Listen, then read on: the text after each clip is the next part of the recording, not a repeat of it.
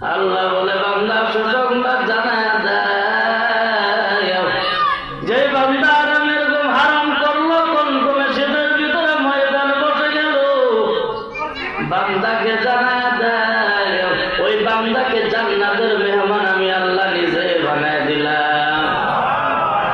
জান্নাতের মেহমান যদি হতে চান, মায়ার নবী আমার জান্নাতুল বাকি কবরস্থানে মসজিদে নববীতে বসে, এই লোকটা তো বেশি আমল করে না, আমরা যা যা করি সেও তাই তাই করে।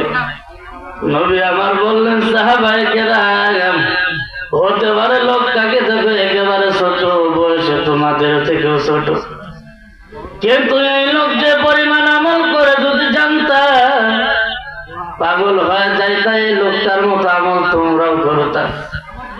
আমার আপনার মতো সাহাবাদের কোন আমল না, কোন ঈমানও না। আমি আয়াত পড়েছি সূরা বনী ইসরাঈল, মাসটা কি রজব মাস, জানেন না? 26 তারিখ নবী আমার মেরাজে গিয়েছিলেন, ঘটনা তো সবাই জানে। মেরাজে যে নামাজ টানলেন কয় ওয়াক্ত? আরে বাবা 50 ওয়াক্ত।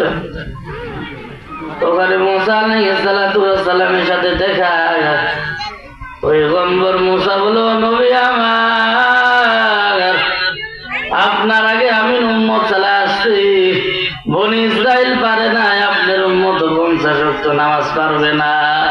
কয় ওয়াক্ত দিছিল? আছে কয় ওয়াক্ত? হ্যাঁ, আমি আসতে পুরো হাতটা কেটে গেছে। এই নদীতে আরো বালু এমন ভাবে বাড়াইছে যে নৌকা ঠেলতে ঠেলতে অবস্থা খারাপ। তা আমি না এগুলো শীত লাগছে, আমি তো শীত লাগে না। তারপরও আল্লাহ বলে বান্দা যখন জোহরে ডাকলাম পাইলাম না, আমি আল্লাহর মনটা বেজার না, বরং তো খুশি। আসরে তাকে থাকি, বান্দা যদি আসরে আসে, ও ফেরেশতা মসজিদে মাগরিবে যদি আসে, বান্দা মাগরিবেও নাই, আমি আল্লাহর অন্তরটা বেজার না, ইশারা সেই তাকে থাকি, ইশারা যদি আসে না, সপ্তাহে একটা যদি আসে না, তাও নাই, ওরে ফেরেশতা মনটা বেজার না। লাগাতার 3 দিন একজন লোককে জান্নাতি বলে ঘোষণা দিয়েছেন। কয়দিন?